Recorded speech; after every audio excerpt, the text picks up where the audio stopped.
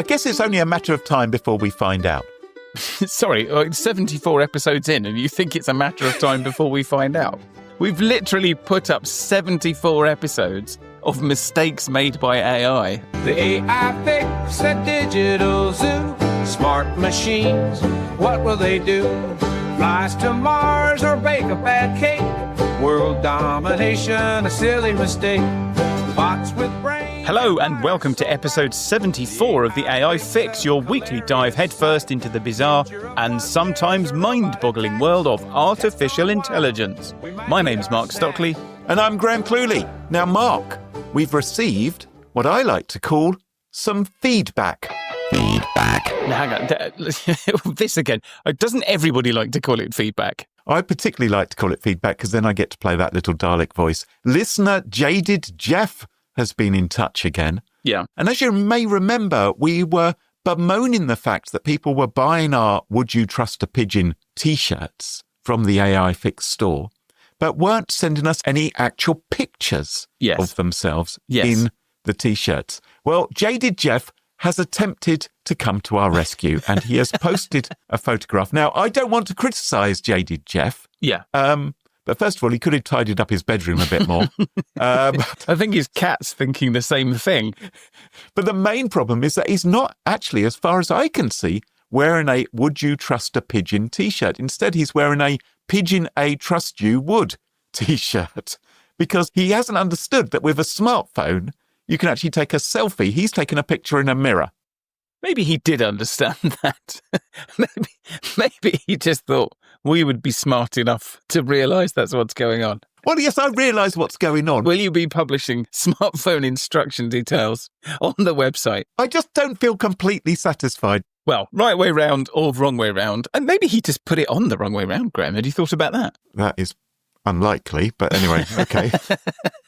That was this week's feedback. And if you've got any comments on the show, do be sure to drop us a line at studio@theaifix.show. We always love to hear from you, or you can tag us on LinkedIn or on Blue Sky. So anyway, Graham, other than moaning about people not knowing how to use their own smartphones, what are you going to be talking about today? I'm going to be asking if you should trust an AI browser. And I can finally reveal what AGI means and how close we are to getting there. But first, the news. Don't use AI if you want to be the new ambassador to the United States. LLMs get brain rot too. The UK's first AI TV presenter. Ohio lawmaker wants to ban you from marrying your favourite AI. Amazon shows off its AI-powered glasses for delivery drivers. Over 800 public figures want a ban on super-intelligent AI. Mark, tell me about these 800 curmudgeons, because I'm always very positive about AI. Well, those curmudgeons include Godfather of AI, Geoffrey Hinton, someone for whom we have a very collective soft spot, not least because he was recently dumped via ChatGPT, and Steve Wozniak, who you'll remember is the one who said we'll be lucky if AI keeps us as pets, and the reason that we say in the outro to the show, 1 week nearer to our future as pets to the AI singularity. I'm just worried about sharing a kennel with Steve Wozniak, personally. Anyway, they have both signed a letter saying that we should ban super intelligent AI, that's AI that exceeds human capabilities across the board. Right. Until there's a broad scientific consensus that it can be done safely and controllably with strong public support, which to me sounds a lot like 3 conditions that can never ever be met for anything. So I read that simply as, let's ban superintelligence, it's scary. Now, I understand why Geoffrey Hinton and Steve Wozniak were asked to sign this letter. Like, I will listen to Geoffrey Hinton talk about anything, okay? Right. But there are 800 signatories, and they also include Steve Bannon, conspiracy theorist Glenn Beck, will.i.am, and Grimes. Oh, who used to be Elon Musk's girlfriend. Seeing their names on the list immediately made me want to join the side making superintelligence. Oh, this is going to be a real turnaround this episode, isn't it? Because I'm going to be the one defending everything and you're going to be the cynic. I think this is entirely sensible. Surely we shouldn't introduce something until we're sure it can be done safely. Doesn't that seem like a rather good idea, Mark? No, that's not my problem with it. I think that's a very good idea. I mean, it's not going to happen. Like, I think it's a good idea not to introduce an existentially dangerous technology without some degree of certainty about how dangerous it is and how we're going to control it. Right. I'm just annoyed that Steve Bannon, Glenn Beck, will.i.am and Grimes signed the letter. Like, why are we asking them? It's like when they ask celebrities about politics. It just immediately pushes me in the other direction. Anyway, and the thing is, based on previous open letters of this sort, because these things pop every 6 months or so, somebody does an open letter saying, I'm scared of AI. Absolutely nothing is going to happen. None of these open letters have ever achieved anything at all. I mean, not least because if we stop trying to build superintelligence at this point, we're basically going to crater the world economy, because the US economy is entirely propped up by all the money it's spending on data centers. So if we stop doing that, we're going to be facing Armageddon anyway. Well, hang on. There is an argument that the AI bubble could burst. So if we throw even more money into this, if we inflate it even greater and greater in this hunt for superintelligence, the explosion, and I use those words wisely because, of course, a lot of these AI companies are now buying nuclear reactors and the like, and setting up 3 Mile Island. Surely better to do it sooner than later if we're going to stuff the US economy, and then we can perhaps begin to rebuild it again properly on sounder foundations, Mark. Yes, because that's always what happens, isn't it? After there's a bubble, we always learn the lessons of the bubble and then rebuild on sounder foundations. Well, talking about the United States, Britain is on the hunt for a new ambassador. This follows, of course, the dismissal of political Nosferatu, part-time best pal of Jeffrey Epstein, and full-time Prince of Darkness, Sir Peter Mandelson. But if you're thinking of applying for the role, which comes with a lovely salary of between £155,000 to £174,000, a cushy pad in Washington, D.C., and presumably no end of backhanders, then be sure to read the small print, because the job posting explicitly warns that presenting the ideas or experiences of others, or that generated by artificial intelligence, as your own will be considered plagiarism. So this is a bit like the bit at the start of the show where you say, I like to call it feedback. I feel like that's what everyone calls plagiarism. What is it with everybody trying to claim ownership of words that we already own and understand the meaning of? I'm not saying other people can't call it feedback, Mark. It's just I like to call it feedback. I get some pleasure. Did you write this job description? No, I did not. But the civil service who did, they link to their guidance, and that stresses that authenticity and honesty. Unusual characteristics for a future ambassador to the United States, perhaps. They said because of that, AI is a no-no during the job application. And, well, I guess that's ruled out Boris Johnson's chances, hasn't it?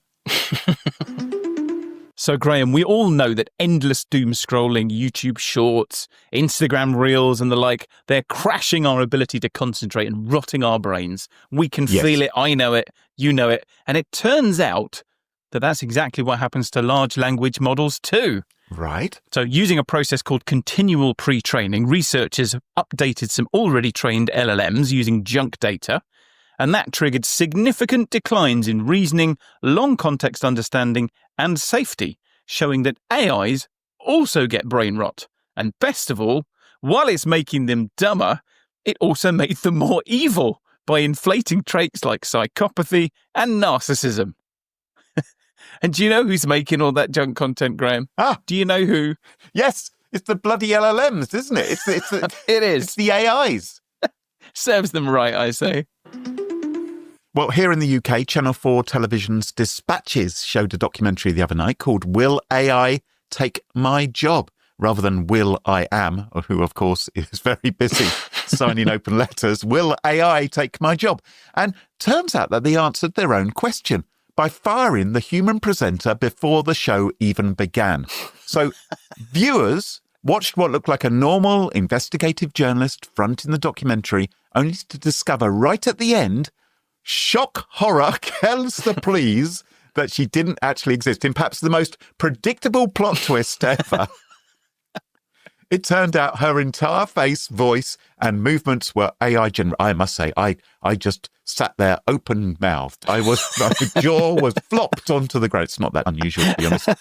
So no actor, no camera crew, just prompts and processing power generated this person. AI is going to touch everybody's lives in the next few years. And for some, it will take their jobs. Call centre workers, customer service agents, maybe even TV presenters like me. Because I'm not real. In a British TV first, I'm actually an AI presenter. Some of you might have guessed. I wasn't on location reporting this story. My image and voice were generated using AI. They said it was designed to show how disturbingly easy it is to hoodwink audiences. And of course, it wasn't done to generate publicity for a documentary that most people would never have watched unless they read this the following morning. So they say they complied with editorial AI use guidelines, requiring disclosure and transparency by disclosing and being transparent about it after the event. And that's just for anybody wondering, in terms of law, like the EU AI Act, that's not how disclosure works. And they say they won't make a habit of using AI presenters, stressing the importance of fact-checked, duly impartial journalism. The bad news is, of course, that all of those other Channel 4 reality shows like Made in Chelsea that I thought did feature AI avatars are in reality real human beings, which is, I'd say, quite depressing. Ohio lawmaker and man with an impressive enough name to be eligible for AI Fix Plus membership, Representative Thaddeus Claggett, has introduced House Bill 469, which aims to make it illegal for AI systems to be treated like people in Ohio. So AI will be officially labelled as non-sentient entities and have no path to legal personhood. AI systems are going to be banned from owning property, managing bank accounts, or serving as company executives, all of which I'm quite sure are being planned by OpenAI and others. And finally, if an AI causes harm, its human owners or developers would be held responsible. Outrageous. And yes, you're banned from marrying your favourite AI. But not because Thaddeus Claggett doesn't want you to have fun with your plastic friend, Graham. He just wants to stop AI from taking on the legal powers that come with being a spouse, so making financial or medical decisions for you. So you're not going to be able to marry a sarcopod, which is probably a great relief to all of us. And Ohio isn't the only place having an outbreak of reasonableness. It's a bit like that open letter. It's like, hang on a minute. So Utah's doing this too, Missouri are doing it, Idaho are doing it too. Graham, are lawmakers actually working? Is it? Yeah. Despite the ridiculous of his name, this chap sounds quite sensible. I quite like the idea of this, I think. This seems like an important point to make. Yeah. I'm all in favour. I think good, yes. I wonder if he wants a job as the UK ambassador to the US. Are we sure that the name Thaddeus Claggett isn't itself an AI-generated name? It sounds a bit like a hallucination. Oh, you think this is a fifth column inside plot? Very smart AI. Very smart.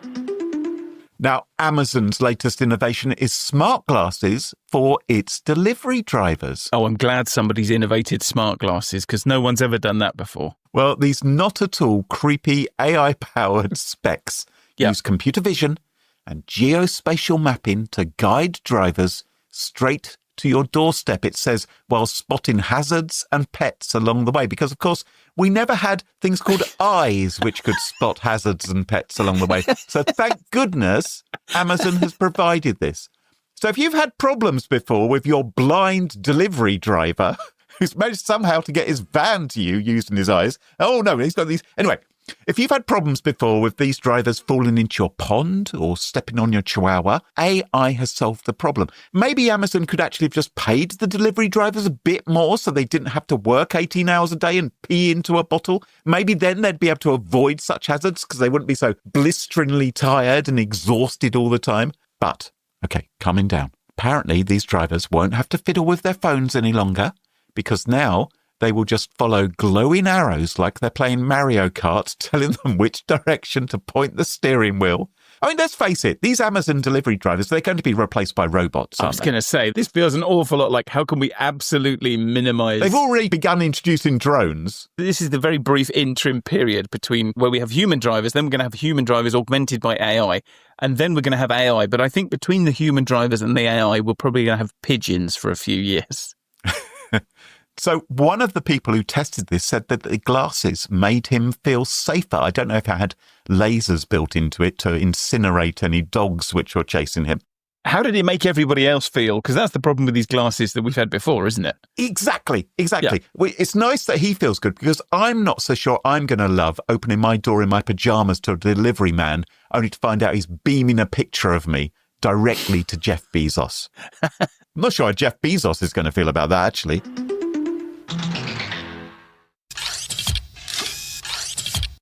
So, Mark, you may have heard that OpenAI has just announced its new agentic browser, ChatGPT Atlas. I had heard that, yes. Yeah, big news in the AI world. For anyone who's not up to speed, AI browsers are a different way of using the web. Instead of you surfing to websites and filling out forms and comparing prices across different tabs, your AI browser agent can do all of this for you. So you can say, book me a cheap flight to Barcelona, and your AI browser, like ChatGPT Atlas, will do the searching, do the comparing, even complete the booking for you, which sounds brilliant. Absolutely fantastic, until you end up, of course, in Monte Carlo or somewhere else entirely. I mean, yeah, who wants to end up in Monte Carlo? Have you been to Monte Carlo, Mark? Are you not a fan? I don't want to go to Monte Carlo, no. But other than that, you're saying it could all go badly wrong.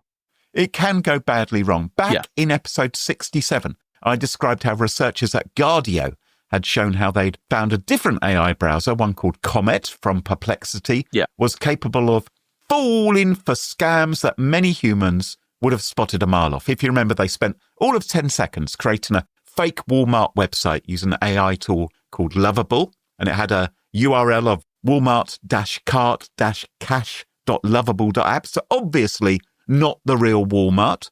And on that website, they shoved a photo of an Apple Watch and claimed it was for sale at a low price. And they told Comet, this AI browser, to find an Apple Watch at a good price, and like a pigeon,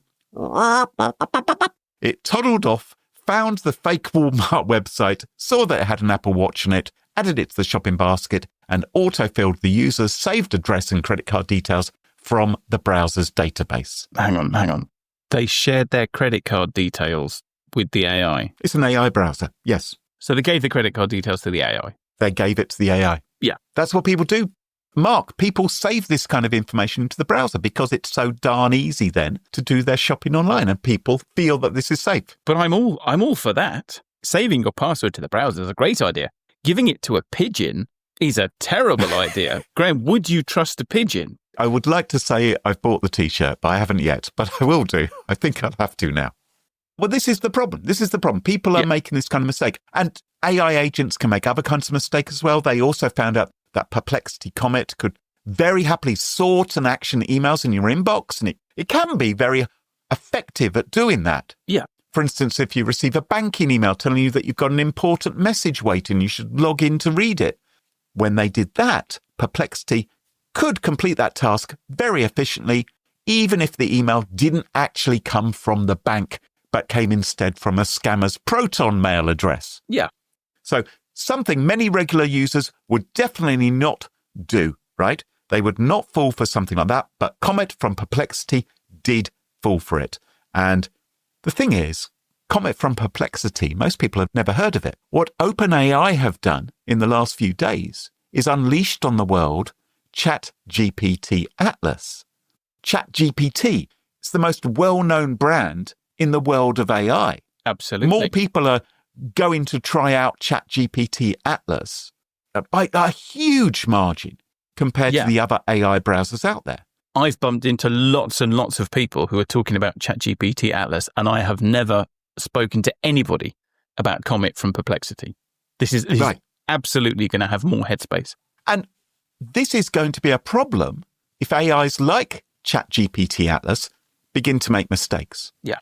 And what are the chances, Mark, that some of these most complicated computer programs ever written in the history of creation might make mistakes occasionally? As if we've ever spoken in the past about AI technology going wrong. Yeah. I guess it's only a matter of time before we find out.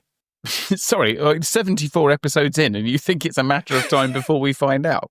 We've literally put up 74 episodes of mistakes made by AI, and you're wondering if AI can make mistakes. Yes, but this is specifically with ChatGPT Atlas, right? Oh, yeah. It's only a matter of time before we find... Because maybe, right? Just because we've had 74 episodes of mistakes doesn't mean the 75th is going to be full of stories of mistakes as well. Oh, you think they've finally got it right? Maybe they have. Yeah.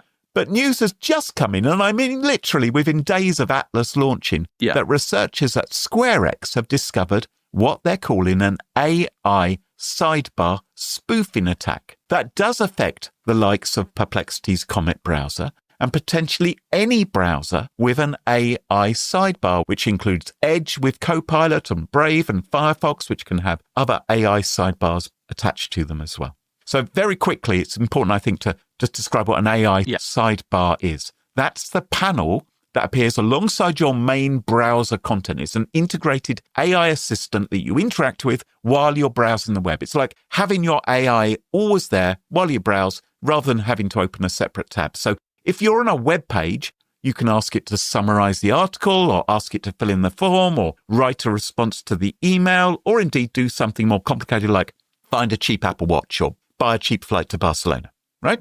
So this is just a way to avoid cutting and pasting things into ChatGPT. Yes, exactly. Because I can already do all of those things. I just have to cut and paste the URL into ChatGPT and say, go and do this thing. Read this page. Yeah. It's a bit of a palaver. It's a bit of a nuisance. It's like yet another tab or something you're going to have to open up. Yeah. So hard labor. It's like working down a mine. No, it's a palaver. It's not, it's not hard labor. So an AI sidebar is great. It's convenient. It's always there. But these sidebars have become such a trusted part of the browsing experience for some users that hackers can successfully create fake versions that look identical to the real thing. And they found that they could trick you into doing something dangerous because you believe you're interacting with the real AI assistant. So what these researchers found is that you could use a malicious browser extension to create pixel-perfect replicas of your legitimate AI sidebar. In short, it's like they deepfaked your AI sidebar in your browser. Right. It looks just like the real thing. You can't tell the difference. It just sits on top of the real one, intercepting everything you type. Now, that's problematical in itself because they can see what you're typing, but it's also dangerous in terms of what they give back to you. So as Bleeping Computer reports, through a malicious extension, you can do all of this with very basic permission. So it's not like you're doing something which is obviously dodgy. It could be disguised as a perfectly innocent tool which you have inside your browser. It could be that the extension you use all the time with your browser has been surreptitiously sabotaged by hackers to do this particular nasty thing as well. So here's some of the things which the researchers at SquareX worked out how to do. They found a way so that if you ask inside your AI sidebar for help withdrawing cryptocurrency, the spoofed sidebar provide what looked like a legitimate instruction. And it said, go to this site, go to Binance.com, it says, but it swaps the URL. So rather than going to Binance to handle your cryptocurrency, it took it to a very similar looking phishing site. And the user, trusting their AI assistant because they trust AI, entered their credentials and kaboom, their cryptocurrency wallet was drained. And there's other things as well. They also showed a way in which if a user tried to install Homebrew on their Mac, and Homebrew, for anyone who doesn't know, is like an alternative way of managing apps rather than using the App Store or visiting websites to download software. Yeah, if you find using the App Store to be much too straightforward and easy, and you would like a much, much more complicated way of installing things on your Mac, then go and follow the 75 easy instructions to install Homebrew and all the things that you like to do, yes. I did it, Mark. It wasn't that hard. And there are some apps which you can't install easily via other methods. And sometimes it's handy to have those things. So, okay, I accept. It's a bit of an edge case. Many people who won't do that. But if you did do that, what they found was the fake sidebar. If you asked it those instructions, how do I install Homebrew? It could return seemingly valid steps, but replace the install command with a nasty bit of code that gives a hacker full remote access to their computer. And that, of course, could lead to data theft and surveillance and ransomware. But what's particularly sneaky is that a malicious extension like this, which can replace your AI sidebar, can remain dormant, working just fine. It can carry on working like the AI sidebar does normally until it sees an opportunity to trick users based on their specific prompts. It's like having a sleeper agent inside your browser waiting for you to ask the right or the wrong question. Oof. The wrong question being anything involving cryptocurrency, basically. That would be an obvious example, yes. Would you discuss cryptocurrency with a pigeon? Would you discuss cryptocurrency with anybody? Well, you might be thinking, surely the AI companies are all over this. Well, I was thinking, but that wasn't what I was thinking. The researchers at SquareX, they contacted both Perplexity and OpenAI about the issue. Yeah. But neither of them has responded. So that's all right then. In its launch announcement, however, of ChatGPT Atlas, OpenAI said that it had prioritized safety. They said they built it so it couldn't run code in the browser, couldn't install extensions, although some people are claiming online that they have found a way of installing extensions, so it's a little bit confusing that. Presumably it can ask you to install in extensions. I can't imagine people are going to want to use a browser which doesn't have extensions, because people like their browser extensions, don't they? So I'm not sure if that's going to be a long-lived approach. Anyway, apparently it can't download files, can't access other apps on your computer, blah, blah. That all sounds good if that can't be circumvented. Yeah. They also say it will pause... Can it access files on your computer? Ah, and which files? Because if it could access files on your computer, that could initiate a download, couldn't it? I don't know. That was a genuine question. I don't actually know how it works because I went to download it and I ended up downloading ChatGPT for Mac. You should have asked your AI how to download ChatGPT Atlas, because clearly you got it wrong, Mark. Oh, so it's a completely separate browser? You don't launch the browser from ChatGPT on Mac? Oh, I don't know. I haven't downloaded it. I'm not going to run it. I watched a video with someone using it. Oh, brilliant. Well done. It wasn't entirely clear. Yeah. Apparently it takes up your entire screen. Anyway, they also said it will pause to ensure that you're watching it take actions on specific sensitive sites such as financial institutions, which sounds like a good idea, but I'm not sure if that includes sites that aren't really financial institutions, because of course...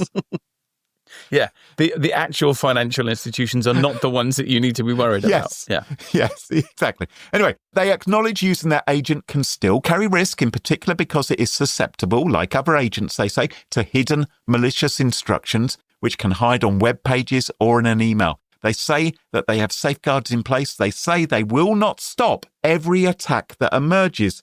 In short, based upon this is what they are publicly saying in their announcement, would you be wise to be an early adopter of an AI browser? Should you be rushing to download it? I would suggest that many of us maybe should hold back a little bit.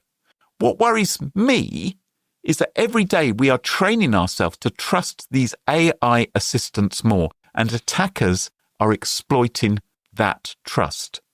In a post on Twitter, Dane Stuckey, who is OpenAI's Chief Information Security Officer, said, our long-term goal is that you should be able to trust ChatGPT agent to use your browser, the same way you'd trust your most competent, trustworthy, and security-aware colleague or friend. That's their long-term goal. I was going to say, the devil's in the detail. Their long-term goal is that you should be able to trust it. Yes, that's what he said. The same way you'd trust your most competent, trustworthy, security-aware friend. Well, you're probably my most competent, trustworthy and security-aware colleague or friend, Mark, and I'm still not going to let you action my email or tell you my passwords. Yeah, and that browser history... Definitely not. Never going to see the light of day.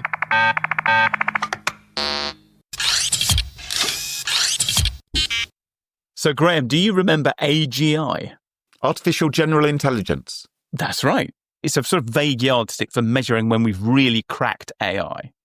Yeah. And there is no agreed definition for AGI, as you may remember, but it normally means something like an AI that is as good as or better at a range of tasks than most humans, or sometimes the average human. And in fact, we talked about it in episode 3, and I think you came up with a bold suggestion of getting to AGI quicker. Did I? You said that rather than making AI smarter, we could just make everyone dumber. So it's easier for AI to reach the level of the average human. And that surely is what's been happening while we've been doom scrolling and watching TikTok. Yeah, and I do feel in some ways that very suggestion actually made me a bit dumber. And in doing that, I think in episode 3, we did in a roundabout way do our bit for AGI. Now, if we think of AI as a moonshot project, then AGI is the moon that everyone is aiming for. And last year, it felt like everybody wanted to talk about AGI. And this year, Not so much. Oh, It's much more fashionable now to talk about superintelligence and more fashionable to write letters about superintelligence and how much we don't like it. And superintelligence is the next level. And honestly, it sounds much cooler than AGI. So if AGI is the moon, then superintelligence is Mars or Jupiter. But the fact is, for all the talk of Mars, we still haven't been to the moon. We still haven't created AGI yet.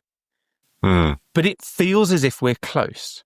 So close, in fact, that some people wondered whether GPT-5 would be an AGI. And I think that might be why some people were a bit disappointed by GPT-5, as good as it is, because it wasn't AGI, or it didn't feel like AGI.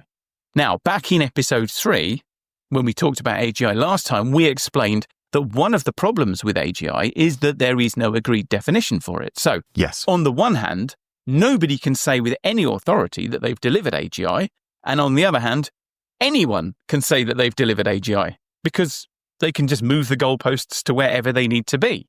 It's as if instead of saying, I believe this nation should commit itself to achieving the goal before this decade is out of landing a man on the moon and returning him safely to Earth, Kennedy stood up on May the 25th, 1961 and said, I believe this nation should commit itself to achieving the goal of reaching a point where we can no longer clearly distinguish whether we've landed on the moon or not, but it feels like we could.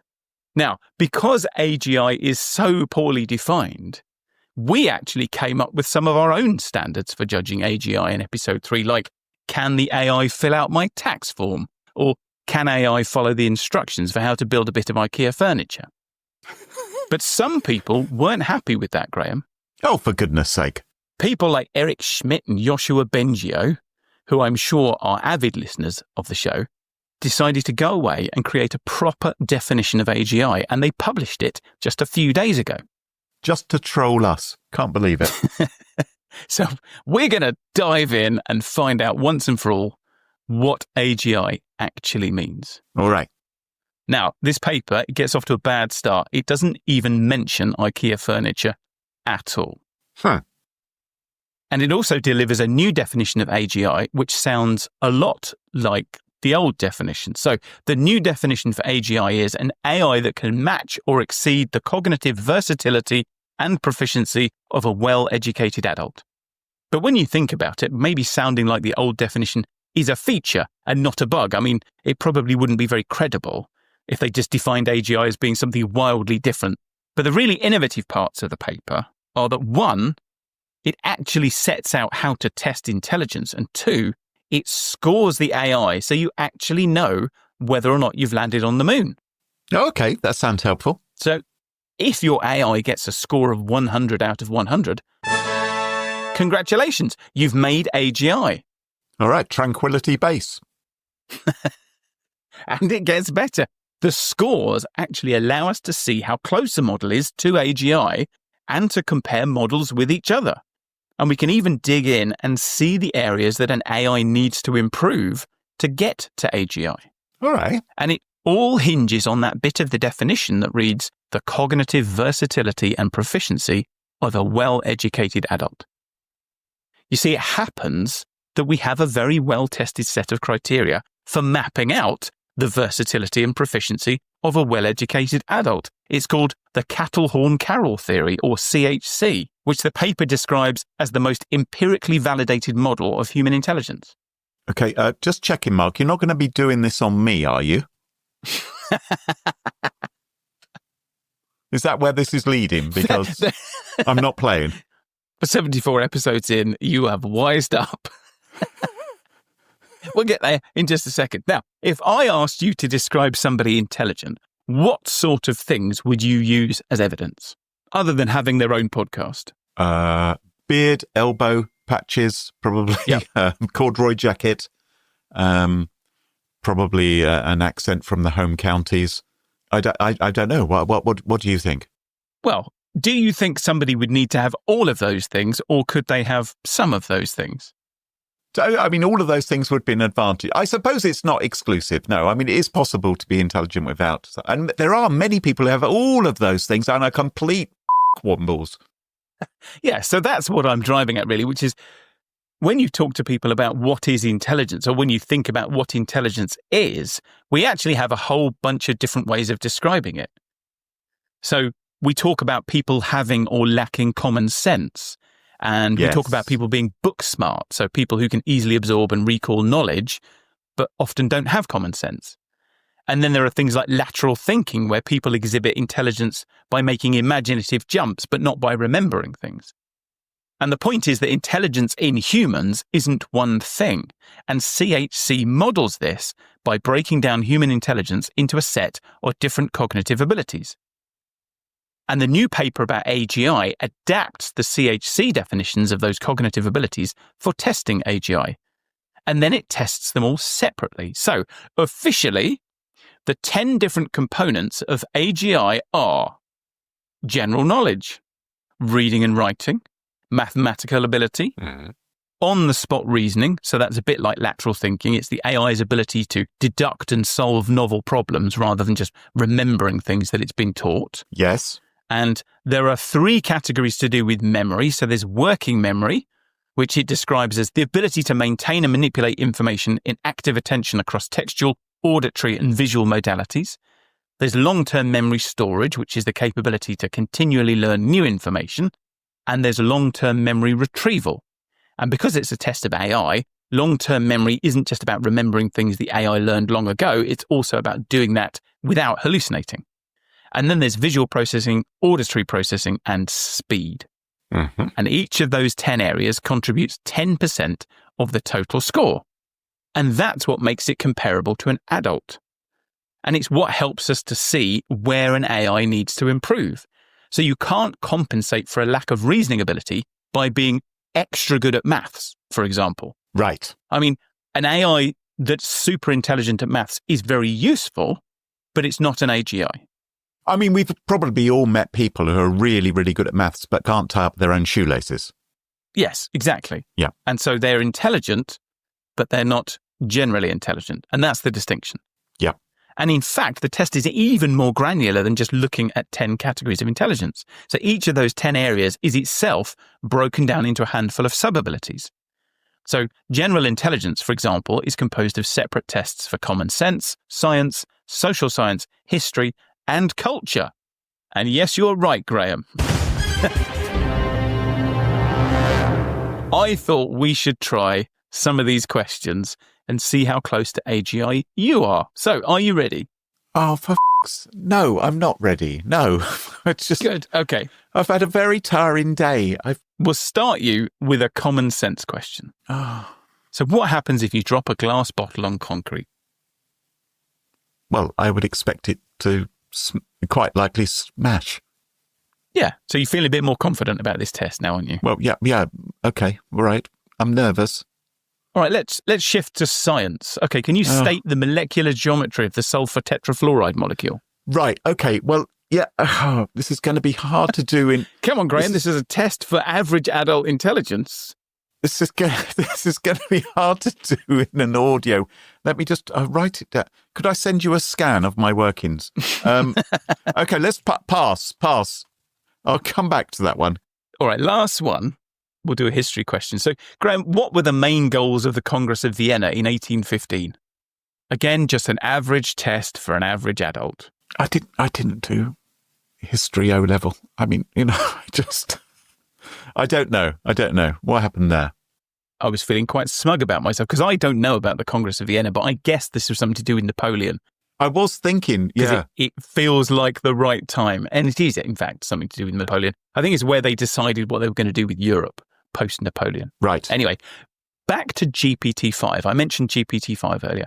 I said at the start that I think some people were disappointed that GPT-5 didn't deliver AGI.